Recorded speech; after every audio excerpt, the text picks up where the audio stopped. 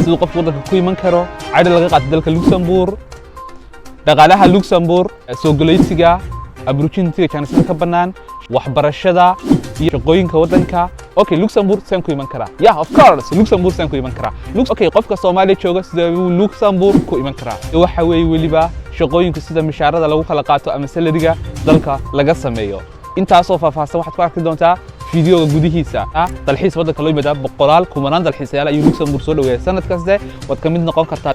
arday baan ahay Soomaaliya jooga waxbarasho Luxembourg ma ka heli karaa dhaho fit fiqda la yaqaan okay fit fiqda la yaqaan waa Luxembourg sorry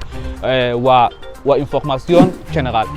ايش قياسك Luxembourg system keego ايش قياسك lama sheegin lama arag lama maqal way system qurux badan oo dawladdu hagaajisay soo galeytiga iyo dadka wadanka wada waxaan ku weydiin lahaa buu dhahay sideen ku iman karaa qaabka lagu iman karo ila wadaag jidka ugu fudud ee lagu iman karo jidka lagu iman ugu fudud ee Luxembourg lagu iman karo qofka saddexaad wuxuu leeyahay MC Studio Production way aad baan ku salaamay raxmaan ka qaaday walaal waxaan ku weydiin lahaa scholarship miyuu ka jira Luxembourg hadduu ka jirana sidee lagu iman karaa insha Allah اوكي سؤال سؤال مهم هذا قفكو فرا يوروبا ليهي اما ايطاليا اما ودنكا السلام عليكم ورحمه الله وبركاته كلنتي وعنا وناغسن ومركله يد رحمن دولار هدي aad ku cusub tahay gacmo furan kulli ma hadal badan uma baahnidin ma Virginia ish qiyaasag koobkaaga shaah soo qaado warbixintii Luxembourg aad uga baahnayd oo dhan waatan adiga kaliya kuma anfacayso qofka dibadda ka jooga Luxembourg waxay anfacaysaa qof kasta oo Luxembourg laftarkiisa degan oo systemka wadanka waxyaabo badan aan kala socon ay u horeeyeen dadka cusub kama hadlayo dadka wadanka aqoonta fiican u leh aniga naga aqoonta badan intaas oo kaftan anyway koobkaaga shaah soo qaado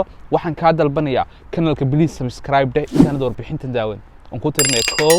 2 3 sii share garee asxaabta sii share garee comment qurux badanna hoosta igu soo xarag boqolaal qof oo asxaabteena ku xidhan YouTube-ka ee waliba Royal Family ayaa waxayna soo weydiiyeen su'aalo kooban maadaama xalay soo dhigay community-gayga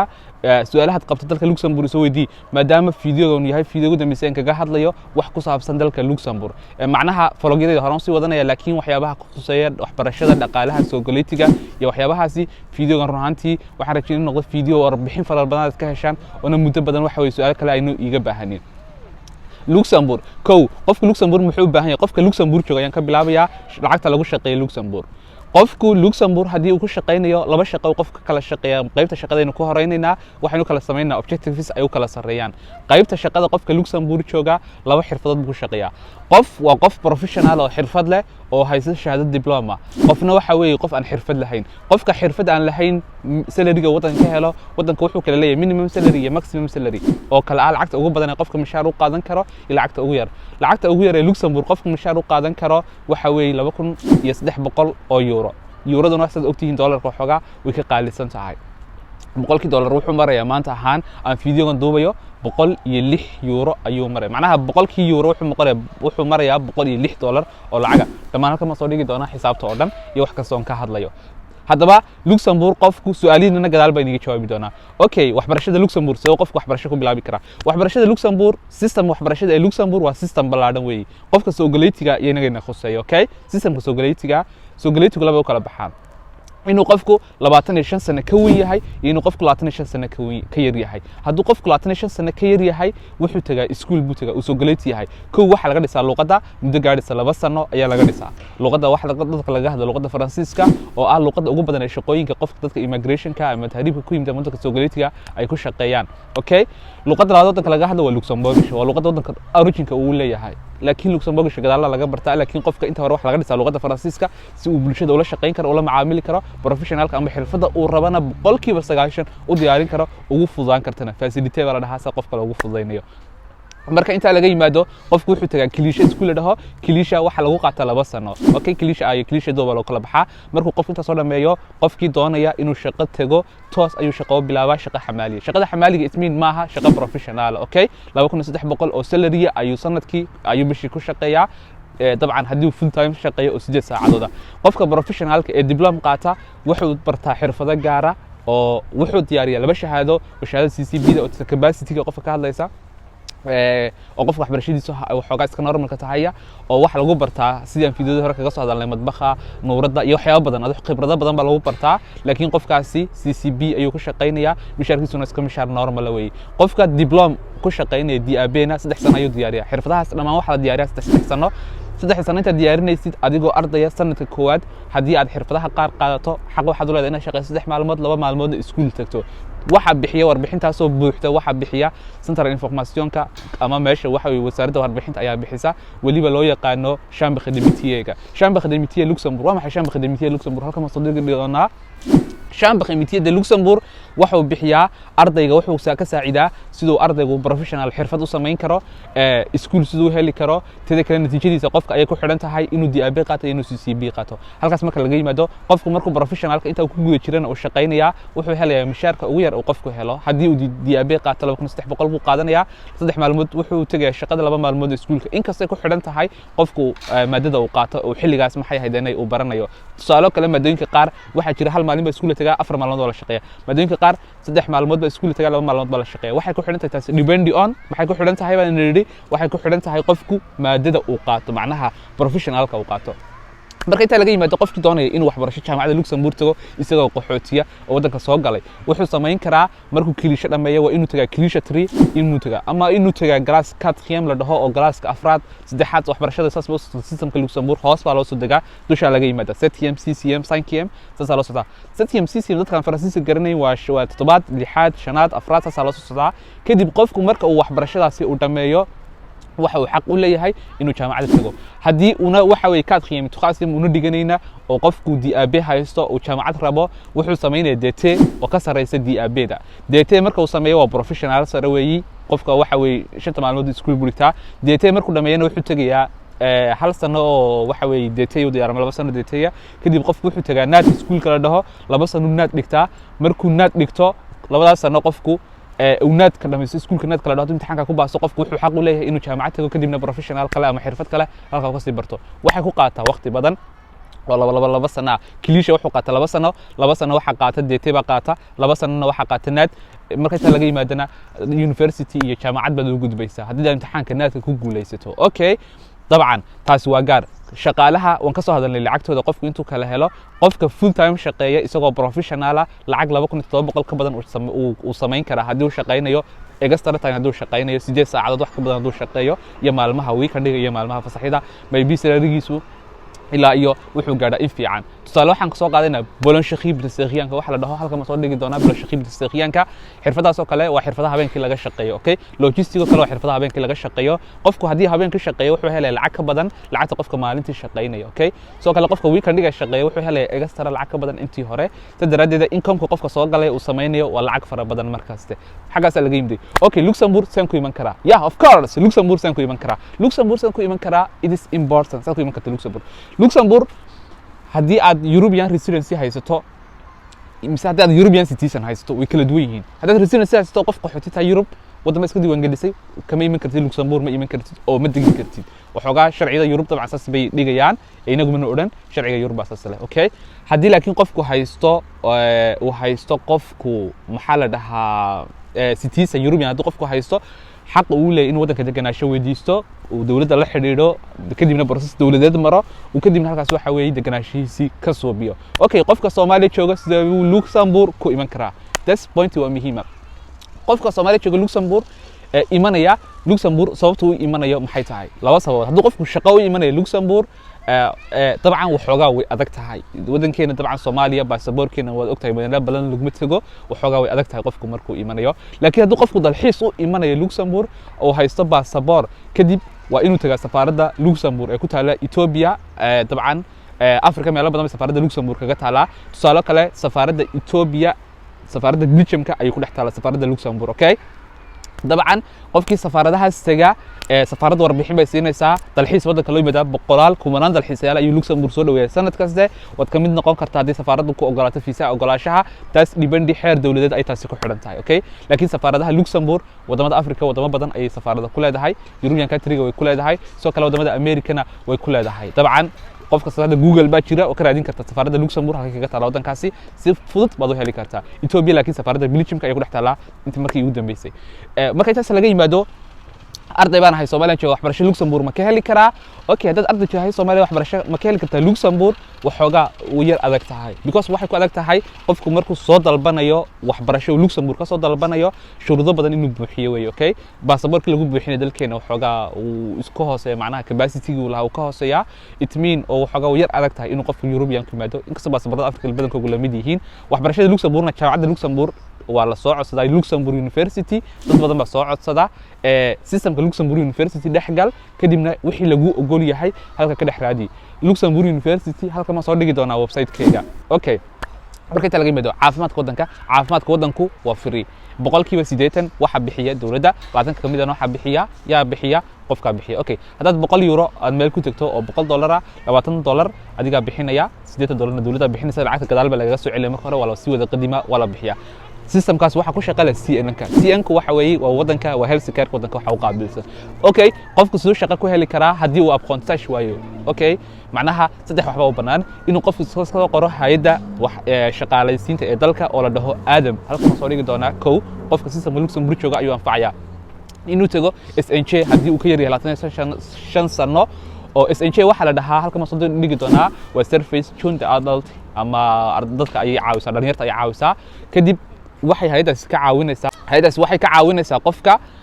waxay ka caawinaysaa dabcan inuu qofku helo service volunteer oo sanadkaas apprentissage uu ku sii sugo maadaama uu xirfad sanadkan helin xirfad raadintu marka qofku waxay uga baahan tahay inuu patron raadiyo si aad xirfad u hesho waa inaad qof manager raadiso patron waa managerka shirkadda inaad raadiso wixii aad baranaysay oo qofka ku soo aqbalo waraqada soo saxiixdo waraqadaas iskuulkaaga u gudbiso wasaaradda waxbarashada u gudbiso la isku soo ansixiyo kadibna full time oo iskuulkaaga iyo shaqada isku dhex jirta lagu siiyo marka hadda inta weydo SNJ baa ku caawinaysa qofka Luxembourg dhex jooga SNJ baa wadiin kartaa saddexaadna waxa tigi kartaa waxa sameyn kartaa waxa la dhaho fit fiqda la yaqaan okay fit fiqda la yaqaan waa Luxembourg sorry waa information general ama qofka waxa la siinaya xirfad guud baa la siinaya oo qofka la barayo muddo sanada hadii uu way 2 sano kaliya marka ka dambaysa si uu xirfado kala badan u sameeyo u chance kala u helo waxyaabo badan marka sanadka iskuul baa la tagaa iskuulkaas wuxuu bixinaya lacagta allocation family qofka uu lahaa ayuu bixinaya kadibna qofka boqolkiiba 90 iskuulkaas wuxuu ka caawinaya inuu xirfado badan barto kadibna wuxuu ka caawinaya iskuulku inuu patron ama manager helo ayuu ka caawinaya ishqiyaas Luxembourg systemkeegu ishqiyaas lama sheegin lama arag lama maqal way system qurux badan oo dawladdu u hagaajisay soo galeytiga iyo dadka wadanka okay waa yahay su'aalaheena ayaan u gudbi doonaa marka inta laga yimaado maadaama roob imiday dabcan hadii aan wax ka tagay insha Allah video kale ayaan ka soo sameyn doonaa waxa ina soo weydiiyay su'aalaha dad ku dhow dhalinyar badan ayaan soo weydiisay su'aalaha inta ugu muhiimsan waa qaar isku mid ah iyo su'aalo kala duwan dabcan waxaan sameynaynaa su'aalahaasi inaan soo koobno oo jawaabahan ka bixino okay waxaan u gudbi doonaa qaybta su'aalaha run ahaantii dhalinyar fara badan oo asxaabta kanalka ay ku xidhana boqortooyo family ayaa waxay soo direen waxyaabo su'aalo badan qofka koowaad waa Cabdi Cadceed ishqiyaas soo dhow barada waxaan ku weydiin lahaa buu dhahay sideen ku iman karaa qaabka lagu iman karo ila wadaag jidka ugu fudud ee lagu iman karo ugu fudud ee Luxembourg lagu iman karo dabcan waa inaad visit ku timaado Luxembourg visit-ka ogoshahay oo caalamka waxa way meel kasta visit uu ogol yahay boqolaal muhaajiriin boqolaal qof oo waxa way dunida caalamka kala yimiday ayaa visit ku yimada visit oo ku iman kartaa Luxembourg u baahan tahay dabcan waa inaad soo marto systemka wadanka oo tagto safaaradaha wadanka dhulka ku leeyahay Luxembourg meelaha ku leeyahay wadamada Afrika ama America ama Yurub dhex joogto Yurub dhex joogtana way ku fududahay uma baahni safaarad kaliya waxa u baahan tahay residency-gaaga kadibna wadanka dalxiis oo iman kartaa ishqiyaas welcome barada qofka labaad wuxuu leeyahay Cabdiqani Yaasiin wuxuu leeyahay wala Luxembourg ma laga xareysan karaa waxbarasho toos ah jaamacadaheega baasaboorka Soomaaliga barada way adag tahay waxbarashada baasaboorka Soomaaliga laakiin halka waxa soo dhigi doonaa jaamacadda Luxembourg University oo sanadka arday badan qaato caalamka kala yimaada dabcan waxaad ka ogaan kartaa baasaboorada ay ogashahay iyo baasaboorada ay ogoleyn Luxembourg University qofka saddexaad wuxuu leeyahay MC Studio Production way aad baan ku salaamay Raxmaan ka qaaday walaal waxaan ku weydiin lahaa scholarship miyuu ka jiraa Luxembourg hadduu ka jirana sida lagu iman karaa insha Allah horta waxbarashada scholarship-ka Luxembourg Chinese-ka aad buu yar yahay sababtoo wadanka ayaa xoog u yar dadka wadanka degan laftirkooda mararka qaar jaamacadaha waxay ka soo dhigtaan Faransiiska iyo meelo kale iyo Belgium-ka marka systemka scholarship-ka Luxembourg saaid boqolkiiba uu yar yahay laakiin systemka scholarship Luxembourg ee dhex gali kartaa kama soo dhigi doonaa scholarship Luxembourg qofku sidoo ku helo yaa ka soo dhigi doonaa dabcan scholarship-ka website-ka dhex gala kadibna scholarship-yada ka eega Luxembourg Chinese-da ka banaan okay qofkan wuxuu leeyahay gaas liibaan assalaamu calaykum walaal waan ku salaamay marka hore markii xigta su'aashaydu waxa weeye qaabka shaqo ahaan ma ku iman karaa oo shaqaan xareysto ma ku aadi karaa Luxembourg okay haddii aad shaqo xareysanayso Luxembourg waa inaad haysato citizen European inaad haysato haddii kale inaad baasaboor wadan kale haysato oo aan Soomaaliya ahayn dabcan baasaboorka wadanka kale aad haysato wadamada Afrikaanka sida Kenya Djibouti oo kale waa inaad soo codsato shaqooyinka Luxembourg jobs Luxembourg baa la dhahaa oo waxa weeye dibadda laga soo codsado marka qofkii professional ee xirfad haysta uu soo codsan kara dabcan waa laga shaqeeyo wadanka shaqooyin badan dad soo galeeyay ay leeyihiin boqolkiiba 30 kamid ah Luxembourg dadka soo gala waxay ka kala yimaadaan wadamada xuduudaha qaar kalena wadamada shisheeye ka yimaadaan si dalka uga shaqeeyaan برا بولان هدان إمادة لوكسمبورغ سان كو إيمان كرا إن شاء الله جواب عن أوكي داد بولان تبادل بولان يوروب بكتر سنتها قف كي شرعي بولان هايست طبعا يوروب ولوكسمبورغ وإيمان كرا إتمي يوروب ما كلا لها حدود ما كلا لهان أوكي صاحب هدي أن بولان إمادة وإسكوميل جوابتي هره سعيد يار وحده هاي ولكن لوكسمبورغ قف يوروب دجن maxay haydanay qof kale ugu dacwoon karaa Luxembourg systemka dacwadu hadii xaaskaagu ka maqan tahay way ku fududahay inaad Luxembourg keento okay laakiin system dawladeed iyo lawyer baad maraysaa hadii laakiin family-gaaga aad keenayso oo 18 sano ka weyn tahay Luxembourg so it's hard really way adag tahay inaad family-gaaga keento Luxembourg dad 18 sano ka weyn tahay dabcan way adag tahay laakiin 18 sano ka yar tahay oo Luxembourg sharci ka haysato family-gaaga u dacwoon kartaa qofku wuxuu xaq u leeyahay waad keeni kartaa okay ولا قف إيطالي مية عليسا أوكي سؤال سوا مهم هذا قف كفر يوروبا ليه هاي أما إيطالي أمود كلها هذا أو لوكسمبورغ ما ينقلي كلا كذا البضاء طبعا بقول كي وسجاشن دولة أخو شقالة لكن وحاجة أدك تهاي لوكسمبورغ هذا قف كم ينقلي وتن كلا كهلاي طبعا أدك تهاي إن قف أي ينقلي سيسو وصوبت هاي سومالي دوغي يريهين بقولال سومالي لوكسمبورغ سو قشنا waxa weey faramarka laga helo waa la saaraa sababta wadamo kale ay ka haystaan deganaansho ama residency ka haystaan marka qof kasta Luxembourg waxa weey waqti ku soo luus gareyn lahaa taa ka fikiro ma sheegin wixii chance iyo wixii nasiiba ma sheegin laakiin Luxembourg qofka faraha leh way ku adag tahay saayid ilaa xad maadaama qof wadan kale Europeana uu residency ka helay okay ceer ahaan bishii meeqa loo qataa Luxembourg ayda okay su'aal muhiima waxay ku xidhan tahay qofka age-kiisa ama da'diisa ay ku xidhan tahay Luxembourg waxa uu qofku cayd u qaataa baaduu ka yar yahay 18 jir wuxuu ka qaataa 200 iyo qaataa kaliya laakiin familkiisa la nool yahay way haduu familkiisa la nooleyn lacag extra badan caawimaad ayuu helaa dawladdu siiso hadii laakiin qofku uu 18 jir ka weyn yahay ilaa 5 sano uu iskuul dhiganayo wuxuu helaa 300 euro oo bishiya saddexdii bilood hal mar wuxuu helaa 1000 euro oo la siiyo lacagtaas waxay kala khusaysaa lacagta la dhaho allocation family-ga iyo waxa weey lacag la dhaho Sibasa oo ay bixiyaan waxa weey systemka Luxembourgisha ay qofka ku caawiyaan kaligi nool hadii laakiin qofku waxbarasho u dhiganin 400 buu helaa haduu qofku waxbarashadiisa muddo kooban oo 2 sano dhigto kadibna uu apprentissage sameeyo apprentissage laba uu kala baxaa waxa la kala dhahaa apprentissage initial apprentissage waa shaqo barasho ay micneeyo marar badan Faransiis inagu soo sharaxay waa shaqo barasho wuxuu kala baxaa midda yar iyo midda aweyna marka qofka hadaad hayso midka adultsiga mishaar baad helaysaa uma baahnid lacag inay ku siiso dawladdu adaa shaqeeya 3 maalmood ma kamid ah noloshada 2 maalmood iskuul tagtaa hadaad hesho initial laakiin lacag badan lagu ma qaato 700 600 waxa lagu qaataa waan soo gabagabeynaa maadaama roob badan imiday saaxib qofka sorry afwan maadaama aan hadalka dejinayo oo fiidiyoga muddo daqiiqada kooban ku soo koobayo qofka 25 sano ka weyn Luxembourg wuxuu caydhaan u qaataa 1500 oo euro ay dawladdu siisaa laakiin credit waxa soo isaga bixinaya Luxembourg ku xisaabtan maciishadeedu qaali weey saayid ilaa xad qolka ugu yar 600 euro ayaa lagu dagaa hal qol oo kaliya okay saaxib sharciga wadanka intee joogtaa ku iman karaa mahadsanid saaxib sharciga wadanka inteen jooga ta kale seen ku iman karaa